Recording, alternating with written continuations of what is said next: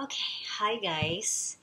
Ah, ayan, kaka-film ko lang ng TikTok video, IG video, or kung saan man. Because wala lang, it's a Friday night, wala akong lakad. Tagal ko hindi nakapag-film ng, fashion video. Kasi wala lang, trip ko lang talaga siyang gawin. Alam mo yun, kahit walang rason, kahit, kahit walang bayad, kahit walang eme, trip ko lang talaga siyang gawin. Gusto kong magbihis ng kahit wala akong lakad. Nang as in, sobrang bihis na bihis. Teka, papakita ko sa inyo ang aking outfit for today. Chanel! Nakaganto ako na lacy na, anong tawag dito? Ayun, stockings. But anyway, naisip ko lang bigla. Kasi last time, nag-edit ako ng YouTube video. Pero parang sabi ko, parang gusto ko siyang ulitin. Kasi feeling ko, hindi ko ma-point out yung gusto kong sabihin. Marami akong ganun na parang dami kong film, tapos parang, alam mo yun, I was not in the right mood, energy, or kung ano man. But anyway, right now is the right time. And speaking of right time, gusto kong sabihin sa inyo na nasa tamang timing ka lang. You are on the perfect timing. Walang huli, walang nauuna, walang regrets sa kahit na anong nangyari pa sa buhay mo. And I know, this is not like my usual videos and everything. Though last time gumawa ako ng ganito. But, ewan ko kailangan ko siyang sabihin sa inyo. Alam mo yung downloads, parang feeling ko nagkakaroon ako ng maraming ganun lately na parang marami akong gustong i-share dahil dami ko rin napagdaanan, dami ko rin mga, inano sa buhay ko. Kaya rin actually hindi ako makafilm kasi marami rin akong inayo sa buhay ko, parang ganun. But anyway, yeah, you are on the perfect timing.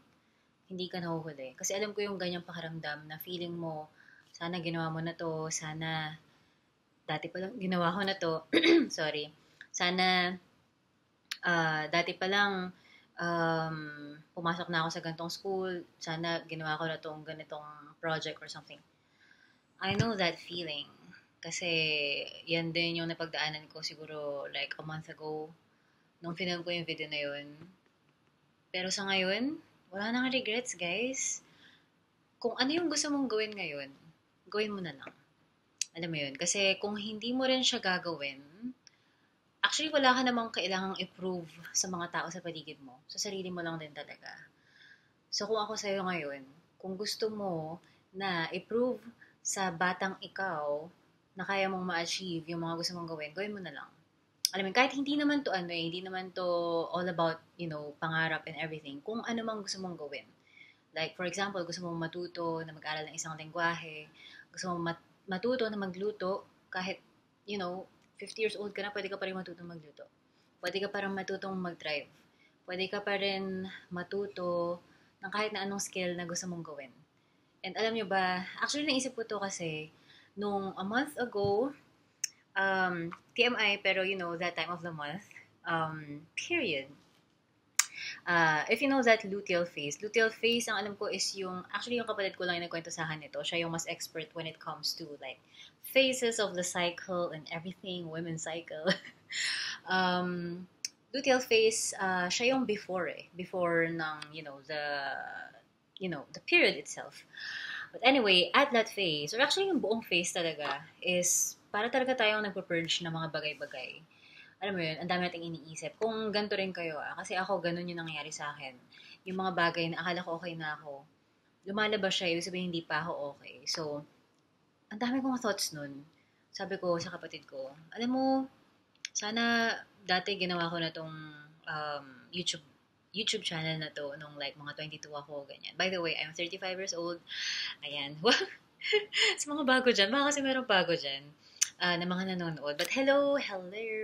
Ayan, sa mga dati pang viewers, ang saya-saya ko na nakaka, anong tawag dito? Nakakausap ko kayo ngayon. Ayun, kasi sobrang tagal na rin naman natin dito na magkasama, di ba? But anyway, ayun, yung thoughts ko noon is sana nagawa ko na siya dati. E di sana ngayong edad na to, 35, meron na akong malaking community. Di ba? Mga ganong thoughts. Tapos parang, may mga ganito akong thoughts na parang, dati sana nag-ano na ako, tinuloy ko na yung business ko. Kasi meron akong ukay business before na nagbebenta ako ng thrifted clothes. Parang yung mga ginagawa ng mga bata ngayon. Ginagawa ko na siya dati ng 22 ako. Siguro ano yun, 2011, ganun, 2012. Tapos parang feeling ko noon, ang olats-olats ng ginagawa ko, ganyan. Kasi syempre yung ukay noon, hindi pa siya masyado ano eh. Kumbaga, hindi pa siya masyado ginagawa ng mga tao. Parang ganun. Tapos, parang feeling ko hindi okay yung ginagawa ko. At marami akong, paano ba to? Marami akong regrets with myself na parang, okay pala yung mga ginagawa ko dati. Tapos parang feeling ko nun hindi okay. But anyway, tapos yun, parang, actually, usually kasi yung ginagawa ko parang positive person talaga ako. Pero yung time talaga na yun, wala talaga akong magawa. Sobrang hirap na hirap talaga ako na, malampasan yung phase na yun. Sabi ko, sige na nga. Parang tulog na lang ako, ganyan. Tapos parang hinayaan ko na lang na maging ganun yung thoughts ko. Tapos nag-ano na lang ako, Netflix and everything. Hindi ako maka-work. Ang hirap talaga nung ganong phase. Um, tapos parang, okay, parang nag-meditate ata ako nun. Tapos parang, tinatry ko mag-journal. Tapos parang na-realize ko, parang sinabi ko rin sa sarili ko na, kung hindi, ay kumbaga, kung ginawa mo na yun dati, sige, sabihin na natin, kung ginawa ko yun dati, nung 22 ako, nagkaroon na ako ng YouTube channel. Uh, kung kunwari din na nung time na yun, nag-create na ako ng art. Kasi ngayon ko lang siya ginagawa. Nag-create ako ng sculptures, ganyan. Kahit pa paano, nakakasali na ako sa mga exhibits na sobrang pangarap ko lang din talaga before. Okay, kung ginagawa ko na yun dati, may YouTube channel na ako, meron na akong ganitong career sa art world, and everything, ganyan. Tapos nagbe-business na ako, booming siya and everything. But at that time, knowing myself, I mean, looking at it from this perspective ngayon, and kilalang kilala ko yung sarili ko ng mga 22 ako, malamang sa malamang, by the age of like 28, nag-quit na ako.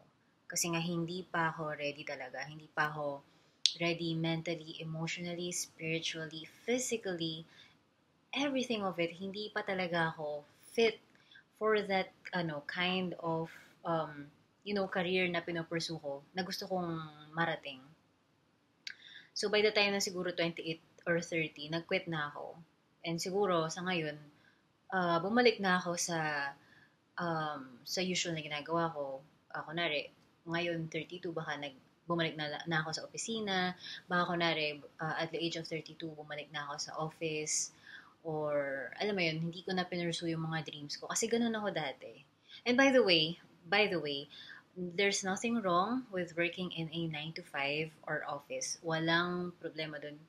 Baka kasi, isipin ng mga tao na yun yung na-imply ko. Hindi. Magkakaiba lang din talaga tayo ng pangarap. Ako talaga, ang pangarap ko is maging artist.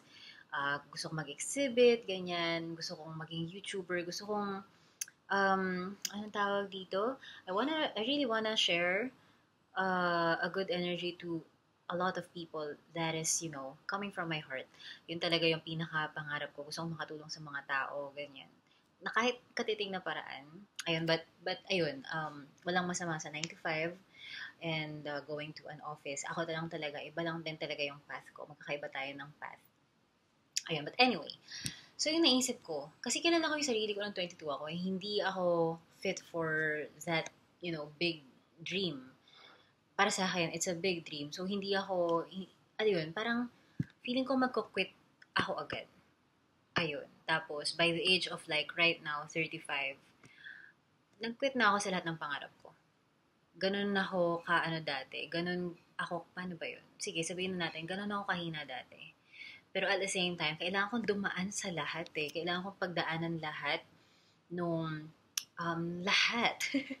Kung may explain ko lang sa inyo kung alam mo yun, kung ano yung mga pinagdaan ko dati when it comes to my self-confidence, when it comes to like carrying myself and getting to know myself deeper and deeper and all this topic about self-love and everything. Dati hindi ko talaga gets yun. Hanggang sa pinagdaanan ko siya, hanggang sa nawalan na ako ng choice kundi pagdaanan siya.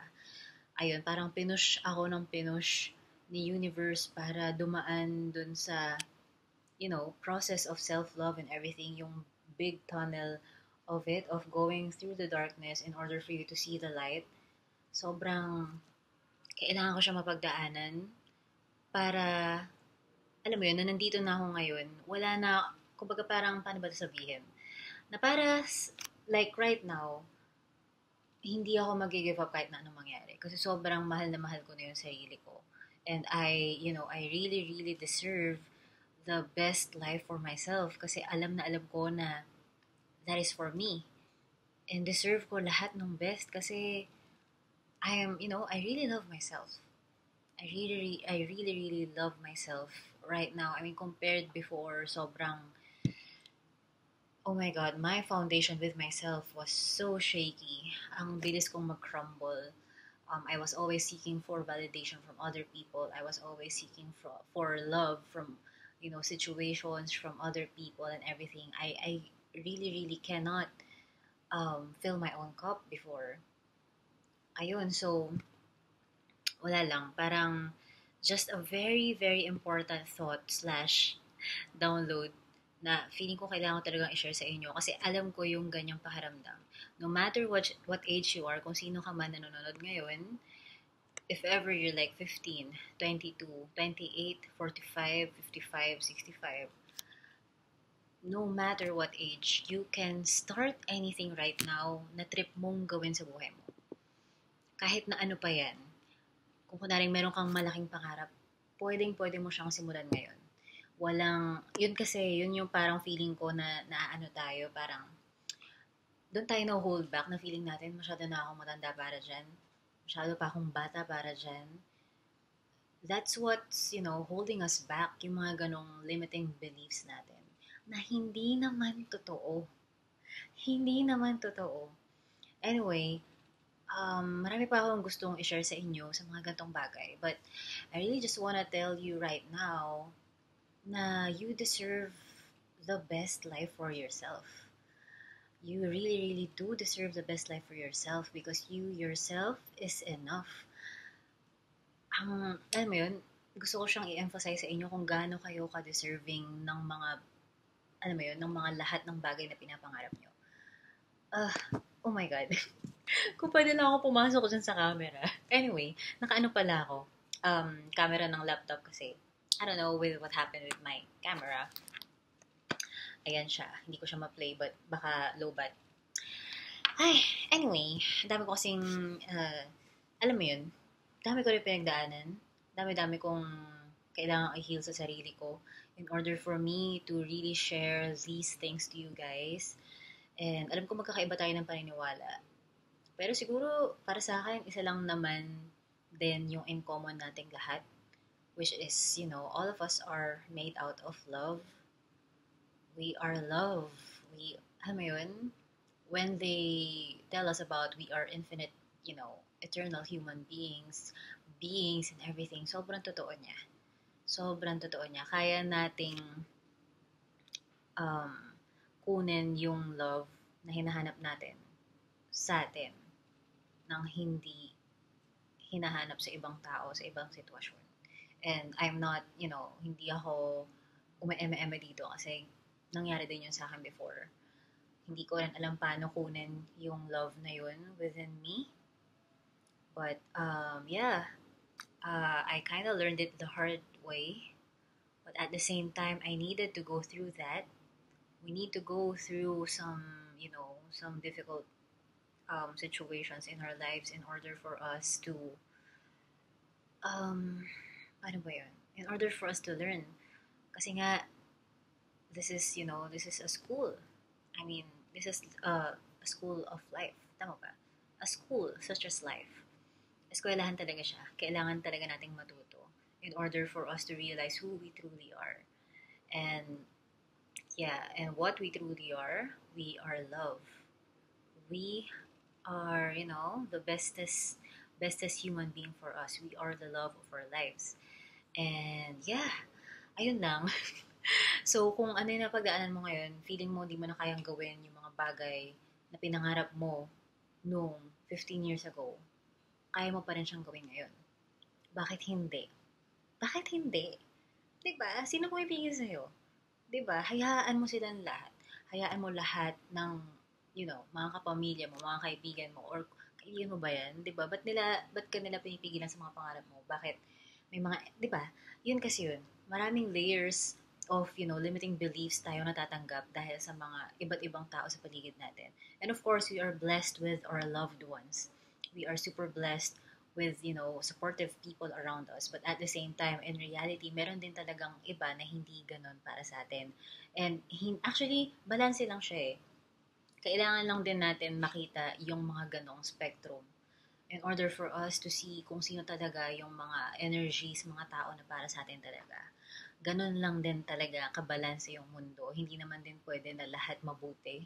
Kasi wala eh, hindi natin marirealize yung the best, the good, yung bestest best kung hindi natin makita yung kabilang spectrum, which is yun nga, yung ganong side of the of life. Ayun, so nag-ano na yun, yung train of thought ko. So ayun, wala lang. Ayan, so this is me right now. I am, wow, nagpakilala. I'm 35 years old and I am creating, I'm creating art. I'm creating the best fashion for myself. Ayun, kasi para sa akin, kumbaga, deserve natin na makaramdam ng the best feeling in the whole wide world. And I think the best feeling in the whole wide world is love. And in order for us to feel love, kung sakaling nahihirapan tayong maramdaman yun, one of the most special ways para maramdaman natin yun from ourselves is, creation. Create art, create love, and be as authentic as we are. Para sa akin, yun yung, um, anong tawag dito? Yun yung parang pinaka the best, highest vibration slash frequency na pwede nating maatim sa mga buhay natin. Kapag ka naging, super authentic tayo, wala tayong masks and everything na pinapakita sa mga tao sa mundo. Kapag ka naging authentic lang tayo, alam mo yun. And in order for us to be authentic, kailangan nating mag-create ng, something that, na kung sino talaga tayo. Kung ano man yan. Kung ano man yan. For example, sa akin, art, creating sculptures, being, this fashionista at 11:12 p.m. Friday night, walang lakad. Yun lang talaga yun. So, kung ano man yan, kung pagluluto, pagtuturo ng lengguwahe, pag-create ng YouTube channel, or anything, guys, no matter what age you are, you can create the life that you want. Hindi ka pa nahuhuli. Hindi ka pa nahuhuli at hindi ka masyadong bata rin para mag-create ng, the best life for yourself. Or, create art or cook or anything. Anyway, sorry, paulit-ulit na ako, but ayun lang naman. Ayun, so anyway, um, I hope that you are doing well right now. Kung sino mang nanonood ngayon, gawin natin tong mikropono. I hope that you are feeling love because you yourself is love. Tandaan mo yan. Kung wala pa nagsasabi sa'yo na, you yourself is love, ikaw talaga yung, ito ka eh, di ba? Love ka, pinanganak ka ng love ka na. Hanggang ngayon, love ka pa din. Di ba? Ang love, sobrang lalim yan. Hindi lang siya romantic love. It's super duper deep. Deep. it's, it's super duper deep. Ayan, sobrang lalim niya talaga. And ibang klase talaga siya. And yeah, sabi nga dun sa movie na Interstellar ata yun. Love is the only thing that can transcend time and space, which is true. Sobrang totoo nun. So, kung wala pang nakakapagsabi sa'yo ngayon, or sa buhay mo, na importante ka, sasabihin ko sa'yo ngayon that you are very, very important. You are made out of love. You are made out of all the good in life. You are at peace. You are a good human being. You are beautiful. Oh my God. Sobrang ganda mo talaga. Ulitin ko yung last na sinabi ko sa last na video. Kasi totoo yun. Yeah. Sana tuloy. Sa lahat ng videos na gagawin ko talaga to. Kasi gusto ko i-remind kayong lahat kung gaano kayo ka, anong tawag dito? Kung gaano kayo ka special. You are very, very special. And yeah, No one's late, no one's too early. You are on the right track. Stay on your lane, and yeah, you are on the right track. Marami tayong mga tools in order for us to create the life that we want. Or if you want to change, you know, change. 'Di ba? But, ayun lang. Anyway, sana okay ka lang ngayon and sana masaya ka ngayon. And in the upcoming videos, sana makapag-share ako ng mga ganito. Mga ganito pang videos. Hindi sana. Hindi, share mo yan. 'Di ba? Minsan, alam nyo, kailangan lang din talaga nating labanan yung mga negative old thought patterns natin. Ako yung ganyan ko, yung parang, create pa akong YouTube video, ganyan-ganyan. I-upload ko ba to? Baka masyadong mahirap. Baka katulad lang siya nung dati. Mga ganyan. Kakaloka. 'Di ba? So, yun lang yun. Nasa tamang path ka lang din talaga. So, sundan mo lang yan kung nasan ka ngayon. At kung meron kang mga thought patterns na parang sabihin hindi mo kaya, ganyan, ganyan, ganyan. It's just a thought. It's just a thought, you guys. Kaya mong hiwalayan yung utak mo sa'yo, and this is who you are. You are your soul. You are your heart. And yeah, ang trabaho ng mind natin, gamitin natin, na ano ko, nabubulol. Gamitin natin siya in the best way as possible, which is manifesting the best life for us. Ayun, let's plant beautiful seeds into our mind for us to create, the best life for ourselves. Because as what they are telling us, sa loob ng maraming taon, in order for you to change your life, you have to change your mind. So, ayun lang. Anyway, sana okay ka lang ngayon. And yeah, it's 11:30 p.m., 11:16, and sobrang daldal ko na. But yeah, thank you so much for watching this video, and I hope that um, you are at peace right now. Yun lang. Anyway, good night, guys. Bye-bye. And sana may audio to. Hindi ko man lang tinest. Bye, guys. Love you.